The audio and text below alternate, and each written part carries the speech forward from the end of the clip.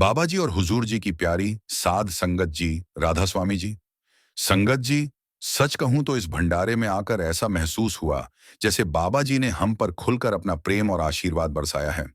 इसे देखकर कौन मान सकता है कि बाबा जी ने गद्दी की बागडोर हुजूर जी को सौंप दी है? क्योंकि 5 दिसंबर शुक्रवार से लेकर 7 दिसंबर रविवार तक हर कार्यक्रम की जिम्मेदारी बाबा जी ने खुद अपने हाथ में रखी।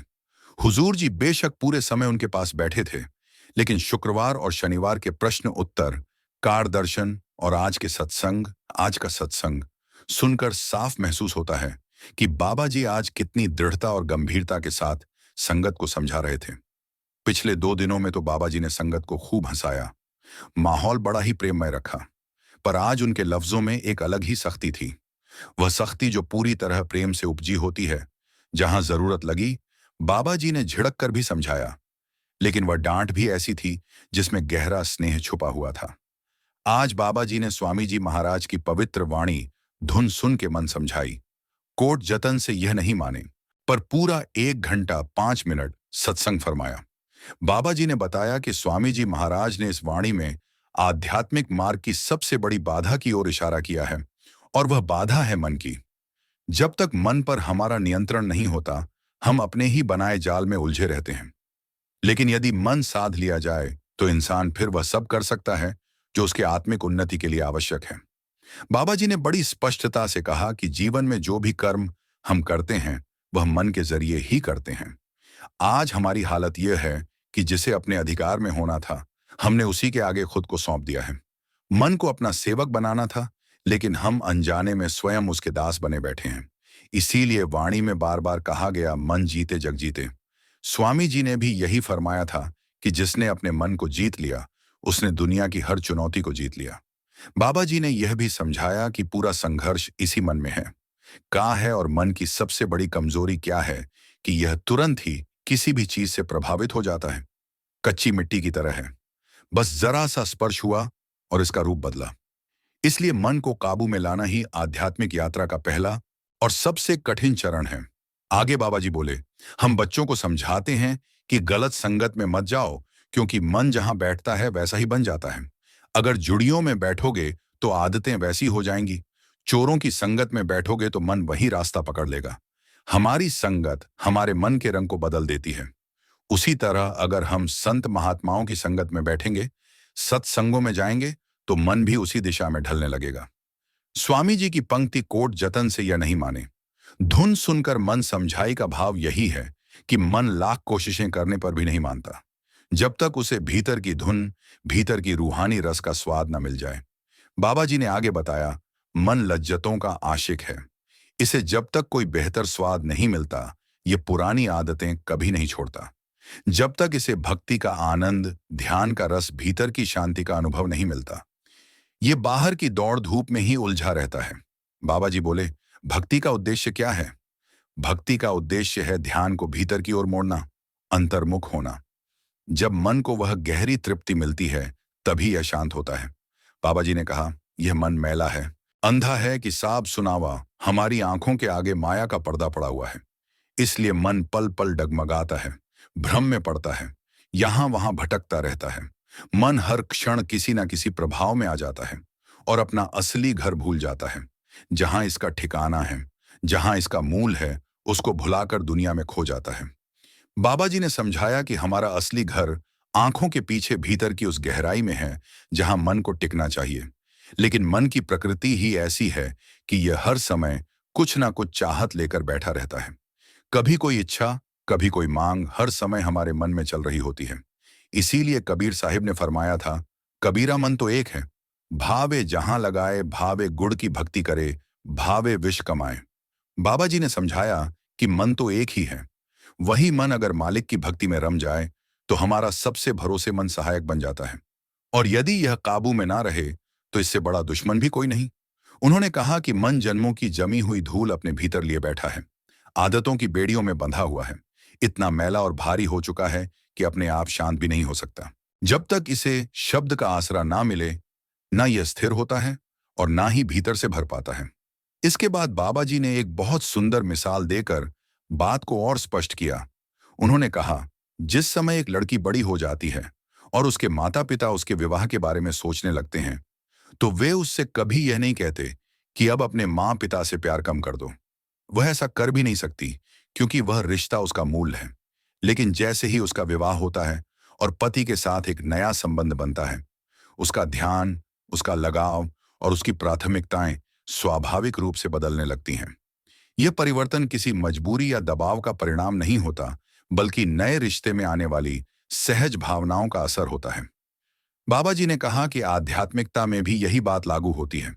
जब मन को उच्चतर लगाव मिलता है, तो पुराने मोह स्वतः ढीले पड़ने लगते हैं। इसी प्रक्रिया को ही हम अटैचमेंट के जरिए डिटचमेंट कहते हैं। बाबा जी ने आगे समझाया कि हमें ज्ञान तो बहुत मिल जाता है, पर अक्सर ज्ञान मिलते ही हम नेगेटिव सोच में फंस जाते हैं। हम टिप्पणी करना शुरू कर देते हैं, आलोचना की आदत बना लेते हैं, जबकि जरूरत इस बात की है कि उस ज्ञान का उपयोग पॉजिटिव दिशा में बढ़ने के लिए किया जाए।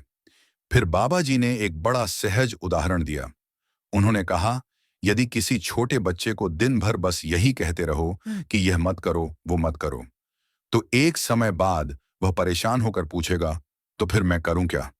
लेकिन अगर उसी बच्चे से प्यार से कहा जाए, थोड़ा खेल लो, फिर हम स्कूल चलेंगे, थोड़ा टीवी देख लो, उसके बाद पढ़ाई कर लेंगे, तो वह आराम से हर काम करता चला जाता है। और जब वह सारी दिनचर्या निभाकर थक जाता है, तो रात को 2 ही मिनट में नींद आ जाती है। बाबा जी बोले, बिल्कुल इसी तरह जब हम अपने मन को भजन सिमरन की ओर मोड़ते हैं, तो वहां जाकर मन को असली सुकून मिलता है। वह शांति जो किसी दूसरी जगह नहीं मिलती।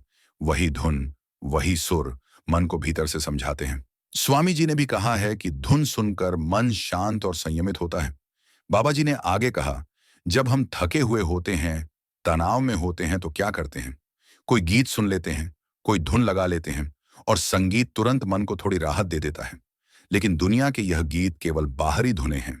अगर कभी किसी को अंदर की वह रूहानी तान, वह दिव्य नाद सुनने का सौभाग्य मिल जाए, तो उसकी मिठास, उसकी गहराई को शब्दों में बयान करना उसके लिए भी मुश्किल हो जाता है। इसके बाद बाबा जी ने बाहरी दिखावे पर बात की। हम अक्सर सोचते हैं कि भगवा वस्त्र पहन लेने से जब तक बोध नहीं होगा, हम आगे नहीं बढ़ सकते, लक्ष्य तक नहीं पहुंच सकते। इसीलिए गुरुनी में आया है जोग, न भगवे कपड़े जोग न मैले, वेश घर बैठे ही जुगत, मिलती सद्गुरु के उपदेश, अर्थात बाहरी रूप से नहीं, भीतर से झप तप और साधना करनी होती है। बाबा जी बोले, हम अक्सर असली भक्ति छोड़ देते हैं और केवल दिखावे में फंस जाते हैं। इसीलिए प्रथम बादशाह ने कहा, ऐसा योग कमाओ कि जीवित रहते भी अमर रहो। हम किसी व्यक्ति को भगवा पहने देखकर साधु मान लेते हैं, लेकिन बाबा जी ने कहा, साधु वह नहीं जो दिखावे से अलग दिखे। साधु वह है जो भीतर से बदला हो, जिसने मन को जीत लिया हो। आगे बाबा जी समझाते हैं कि जीते जी मरना क्या होता है। वे कहते हैं, जीते जी मरना का अर्थ यह नहीं कि शरीर को त्याग देना, बल्कि यह है कि 9 दरवाजों से मन को हटाकर उसे भीतर की 10वीं द्वार पर टिकाना। जब ध्यान पूरी तरह भीतर इकट्ठा हो जाए, तो सतगुरु उस अवस्था को जीते जी मरना कहते हैं। लेकिन हमारी हालत देखो, हम कहते तो हैं कि आज मैं व्यास गया, बहुत अच्छे दर्शन हुए, पर हमारा असल भजन पीछे ही रह जाता है। बाबा जी कहते हैं, अगर भजन नहीं करेंगे तो चाहे जितनी बार बाहर के दर्शन कर लो, मंजिल फिर भी हाथ नहीं आएगी, हम रास्ते में ही अटक जाएंगे। बाबा जी आगे कहते हैं, जब तक हम खुद को नहीं बदलेंगे, दुनिया को कैसे बदलेंगे? ज्ञान, ध्यान और धुन, यह तीनों बातें समझकर भी अगर अमल में ना लाएं, तो जागृति नहीं आ सकती। जागृति तभी आएगी जब मन धुन के साथ लगेगा। जैसे कोई बीमार आदमी दवाई की बोतल पर लिखा पढ़ता रहे, लेकिन दवाई पिए ही ना, तो क्या उस पर असर हो सकता है? नहीं, बिल्कुल भी नहीं। उसी तरह धर्म ग्रंथ पढ़ने से, पोथियां याद कर लेने से, चर्चाएं करने से कुछ नहीं होगा, जब तक हम उस पर चलना शुरू नहीं करेंगे। बाबा जी फरमाते हैं, जो मालिक की भक्ति करता है, वही सच मायने में उच्च कुल वाला है। और फिर बाबा जी गुरुनी की पंक्ति समझाते हैं। गुरु ने ज्ञान का काजल दिया, जिससे अंतर में प्रकाश हुआ और अज्ञानता का अंधेरा मिट गया। बाबा जी कहते हैं, हमने अपनी आंखों में नाम का सुरमा लगाना है, उसी से हमें सच्ची दृष्टि मिलेगी। जब हम भक्ति में बैठते हैं, तो भीतर एक उजाला पैदा होता है, जो हमारे अंदर की अज्ञानता मिटाता है। यही तो हमारा असली लक्ष्य है। आगे बाबा जी बोले, हम में से बहुत से लोग डर के कारण भक्ति करते हैं, बच्चे बिगड़ ना जाए, कारोबार में नुकसान ना हो जाए। लेकिन बाबा जी समझाते हैं, भक्ति डर से नहीं, प्रेम और समझ से होती है। जब भीतर ध्यान टिकेगा, तभी वातावरण बनेगा, और वातावरण बनेगा तभी भजन होगा। बिना भजन के मुक्ति नहीं मिल सकती।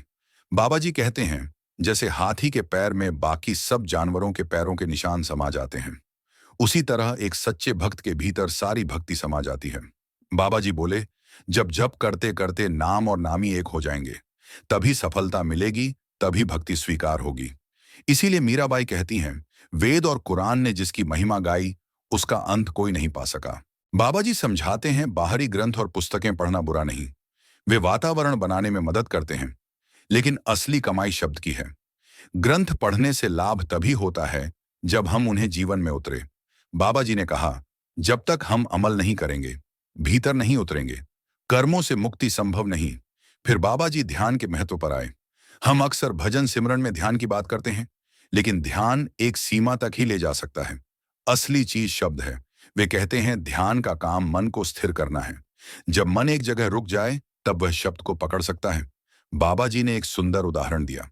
जैसे हम अपनी माँ या पिता का नाम लेते हैं, तो उनका चेहरा तुरंत आंखों के आगे आ जाता है। उसी तरह ध्यान का भी शब्द से संबंध है।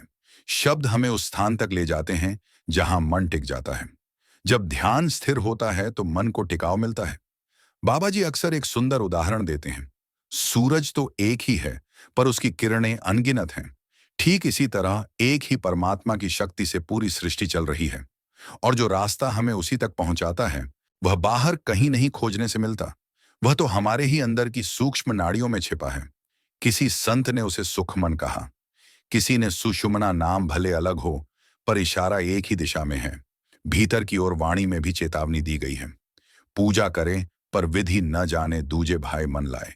यानी यदि साधना की सही विधि समझ में ना आए, तो पूजा भी केवल आदत बनकर रह जाती है। उससे वह फल नहीं मिलता जो मिलना चाहिए। संगत जी, बाबा जी यह बातें आज नहीं, बरसों से हमें समझाते आए हैं। वे हर बार हमें वही मूल सत्य याद दिलाते हैं। यह हमारे हाथ में है कि हम कब इस समझ को अपनाते हैं। अगर अब भी हमने आंख न खोली, तो चूक हमारी ही होगी। अभी भी समय है। अपने भीतर झांक कर देखिए, खुद को संभाल लीजिए।